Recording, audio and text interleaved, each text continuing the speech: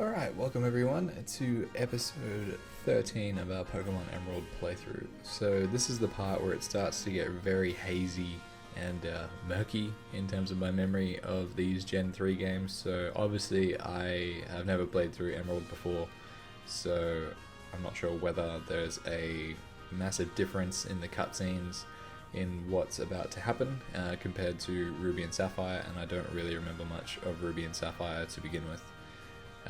So what I'm just going to be doing is going off my memory of Omega Ruby Alpha Sapphire in terms of how Mossdeep City works with the Space Center, but then what we do afterwards is just a bit of a guessing game. So the 8th gym is probably going to be next episode or the episode after. I can't really say much more than speculate on when it will be because I haven't recorded it yet. But yeah, so I will get there eventually, but this is just going to be focused on both Team Aqua and Team Magma with what antics they're up to in the last little... we are pretty much into the final third of the game, if you want to divide it into thirds, with like the first 3 gym battles and the 3 after that, and then the final 2 plus the Elite Four and Champion, which will be coming up after we defeat the 8th gym, obviously. I'm just going through doing all the battles here just so that I maximize out the amount of EXP I get. Just shifting the EXP share around between different things, knowing that I just need to keep my team all around a relative level. It's good having Swampert at the high level that it's at, as it's very helpful in just one-shotting, especially the Magma Grunts with all their Fire-type Pokemon. That's pretty helpful. And yeah, so I've been browsing the internet to see if there's anything new sort of floating around in regards to any remake leaked news or anything like that. But I think it's getting to that part of the year, especially December, where I think there's just a big focus on selling what's come out this year.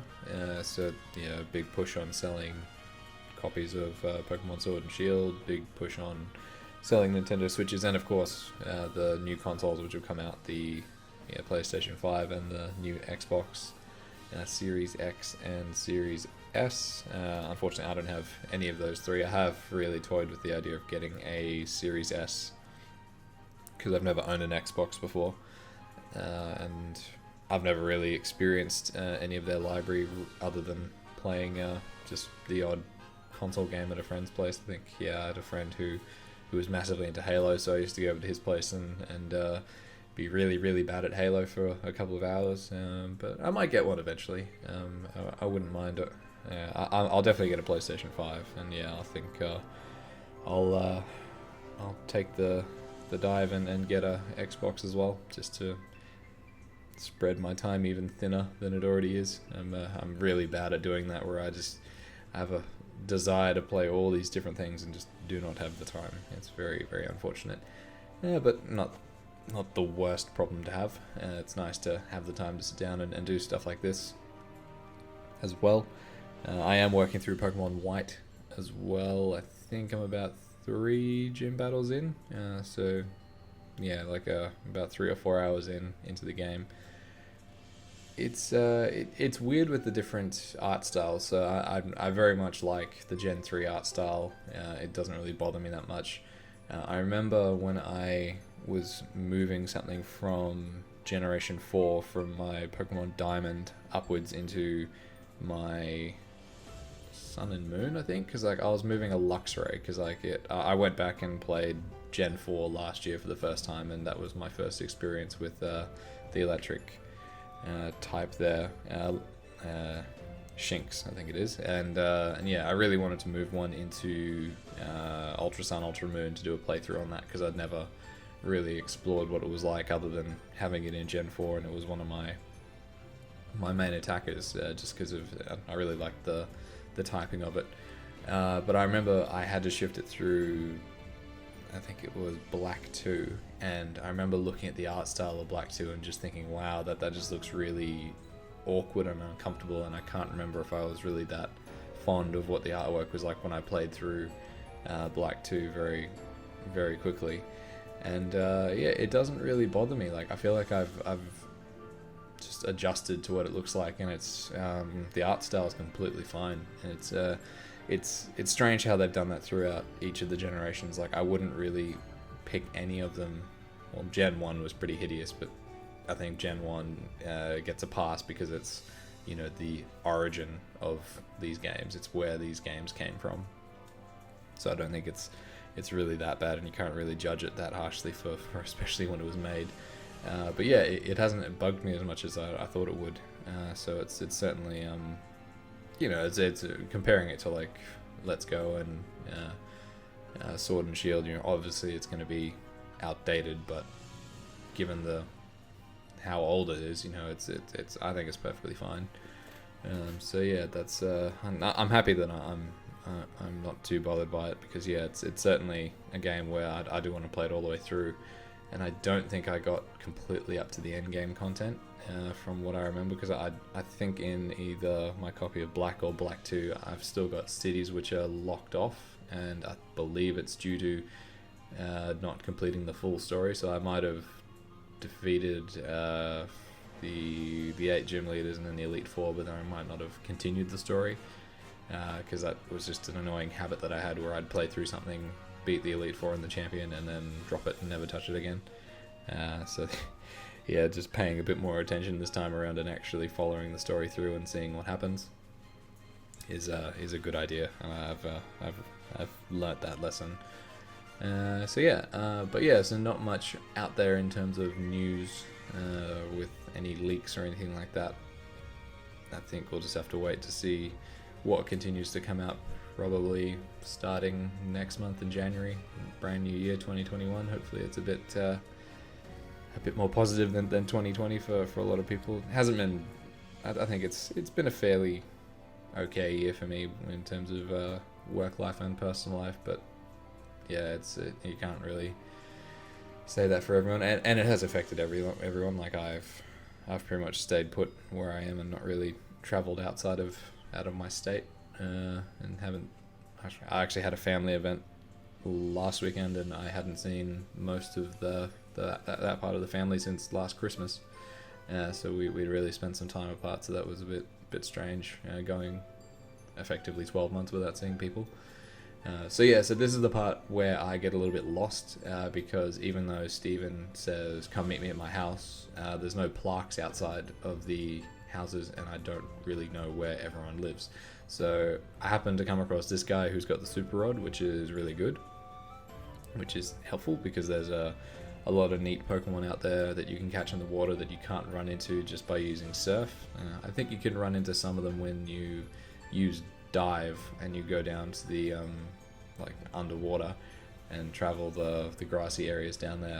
I think you can run into different ones, but the super rod is a nice way of catching a few things. And I've actually come up with my new HM slave, which will come in quite handy in regards to the different things that it can learn. Because especially going through Victory Road, it's especially in Gen 1, Gen 2, Gen 3 games, and I'd say Gen 4. Yeah, you definitely include Victory Road and Gen 4 into that. You need something that has effectively everything that the game throws at you as a HM in order to get through it. Which, yeah, it's one of those things. And I thought that Wingull could learn Dive, but maybe it's evolution that can learn it, not the pre-evolution. Very strange. But yeah, so I'd need to change my team around a little bit, and yeah, this is where the super rod comes into it. So I figure I don't want to waste Dive on Swampert. It just seems like a very silly idea.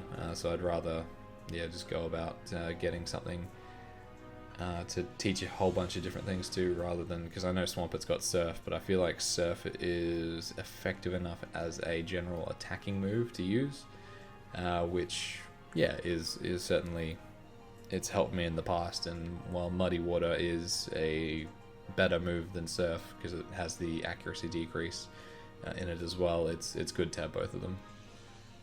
So what I'm doing here is I'm just adding Select to my gamepad because I didn't have a key for it, and I was getting tired of going in and selecting the super rod all the time. So I might change my bike over to that when it comes time to be using it again. So it's cool to run into a Sharpedo. It's something that I have. I think I used one in my playthrough of Pokemon Sword. Or maybe it might have actually. Sorry, it might have been my playthrough of Ultra Sun, Ultra Moon where I had one involved, because yeah, it's annoying in these games how you run into these sorts of things late on in the story. It'd be cool to have something like that from fairly early on. So here is what is going to be my HM slave. So it turns out that Wailmer can learn your standard Surf and Dive, but then it can also learn Strength and Rock Smash. So I've already got Strength on Lairon, so I don't need to worry about that. But it can learn Rock Smash, which is a little bit strange. You know, I don't really understand how that works, how it can learn that. But I'm happy for that to be a thing. And I do have to sub someone out of my party, so it's disappointing that yeah, it's one of those things with the HMs where it proved to be a really smart move from when they effectively got rid of HMs. I'm swapping cast form out at the moment just because it's not really needed for what I'm about to go and do in terms of who I'm about to go and battle. And yeah, so I'm keeping Lairon in the team because of strength, and I need to level it up as well, so needs to leech EXP. Keep Kadabra in there for the Psychic and Psybeams, and then having Magneton in there for any Team Aqua grunts that we might run into with the helpful Shockwave to get him out of the way. And yeah, then keeping the flying type in there so that we can jump to another place whenever we might need to. And of course using the Super Repel here to make our journey as quick as possible.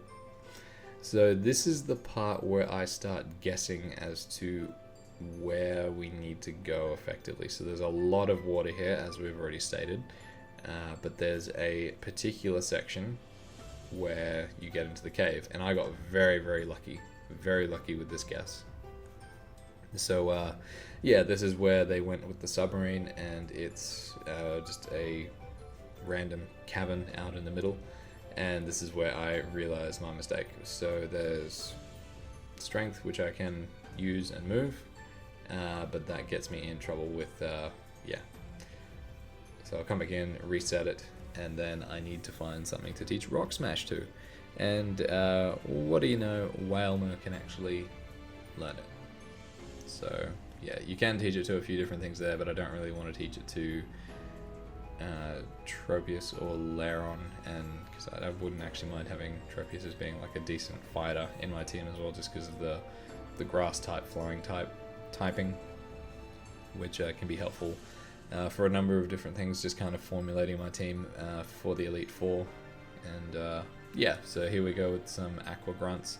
This is a lot of guessing as well throughout this whole cavern in terms of remembering exactly how to get through it. But I think yeah, we'll go alright. It's just one of those yeah, typical places where it doesn't really point you anywhere that you should be going, and lots of rocks to smash and boulders to push. Yeah, so I was thinking about what I was getting myself for Christmas and all of that, and yeah, my girlfriend asked me what I wanted, and then I figured, well, you know, why don't I finally get myself Octopath Traveler, because I've been meaning to play that. So I ended up buying a secondhand copy of one, like I was talking about previously, I think in the last episode or the episode before that. So I'm going to be playing a bit of that over the Christmas break, and obviously some Pokemon as well, and some just the other general stuff that I tend to do, but that'll be one of my little getaways doing that. I know it's got a very long, well, it can have a very long storyline if you play through all of them, so I look forward to doing it. A little bit of something different, and going back to those old, yeah, the standard Square Enix turnstile battle mechanics will be fun. A little bit different to what we do here, but similar sort of idea. And I'd looked up I had bought myself one or two other things, and of course I've bought my girlfriend stuff as well, but this is more just Pokemon related things. But I did buy myself it was a really, really cool looking box that came with some, I think it was a gold Zacian or Zamazenta card. And that was supposed to be delivering just after Christmas, but for whatever reason, let's say pandemic delays, it's been pushed out to the middle of January, which is a little bit disappointing because I was hoping to be opening some Pokemon stuff over the Christmas period. And then I also got I think it was like a 2020 lunchbox tin, which just comes with an assortment of cards and stuff. It was, yeah, it looked like a fairly decent offer, and I've still got that itch for collecting cards and all of that. So yeah, both of those are turning up in January now instead of December, which I'm a little bit disappointed by. Because yeah, it's just, yeah, I just had an idea of just sitting down and testing my luck and seeing what rare stuff I can find. But yeah, it's that turning up in January. That's not too bad either. And then there was that set that came out recently. Actually, that's a little bit of news, but more trading card related. It was Shining Fates. So it's another very popular sort of set that they've done before when they came out with, I think it was Hidden Fates, which was actually before I did my collecting. I've heard a lot about it, but I've never actually opened any packs of that, but that's alright. I jumped on the opportunity this time around, largely just because last week it got announced and it immediately sold out at all of the places where I normally buy stuff from, but then one of the places happened to announce they had more stock yesterday, and I jumped on the opportunity and I ordered some, so that's apparently turning up towards the end of February, I think. So I do need to reach the point where I just go, alright, enough, I'm not going to get any more, but yeah, that time will come. But I figured this is something like what I've been doing is I've been buying stuff and sort of just storing it away. So I bought something that I could open, and then I bought a second one that I know that I'll just put away and I'll sell at a later date, because I'll just watch it go up in price and then sell it. Because yeah, that's as much as I can get a lot of fun opening all of that stuff. I do get a lot of joy out of seeing like things that I buy that I can hold on to and try and resell later for not like a scalper, but more just letting something mature and then sell it later on, for almost like investing in something and selling it on. So I think it's like if I can open one of them and see what's inside it and experience that, and then know that I've got a sealed one that I'll just put away, and if it's a rainy day fund that I need to sell it, or if it's just that, we're 10 years down the line and it's worth something. I know a lot of people are doing it now compared to when Pokemon cards first came out, but surely there's still a little bit of financial gain to be had there. And I need to recoup some of the money that I've spent on these damn things. So here we are with the Archie battle in front of Kyogre. I think that's how you say it. Again, sorry if I'm mispronouncing anything. But yeah, so this is the other legendary. So it's cool how they've got both of them in Emerald, whereas with Ruby and Sapphire they only had one or the other that you could catch.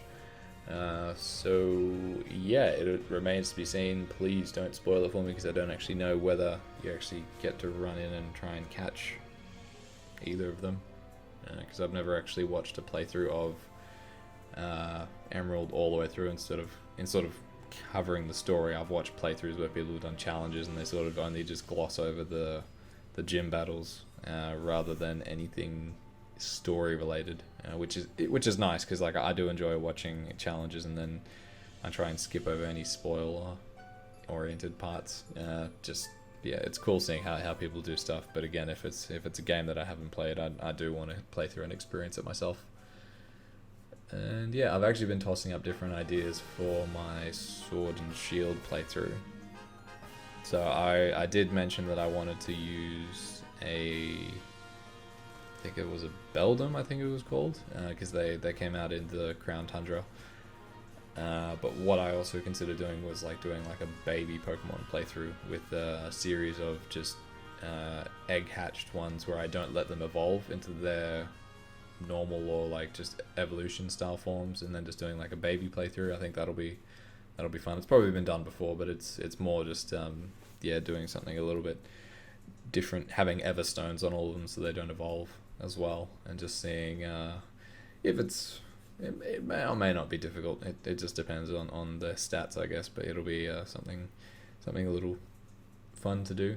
But yeah, that'll be the next playthrough once we're done with all of this content related stuff. But yeah, so Kyogre's escaped just like Groudon did, and they've influenced the weather.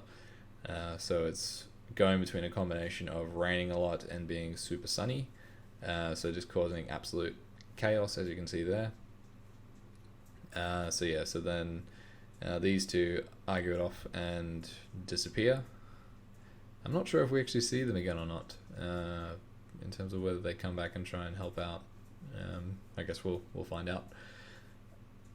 But yeah, so now Steven's here talking about the next place that we need to go to, so he heads off there, and that's where we're going to leave this one, guys. We need to find out where that is, and that's where the 8th gym is, and we'll find out what happens with the rest of the story. Thank you very much for watching. I'll catch you guys next time.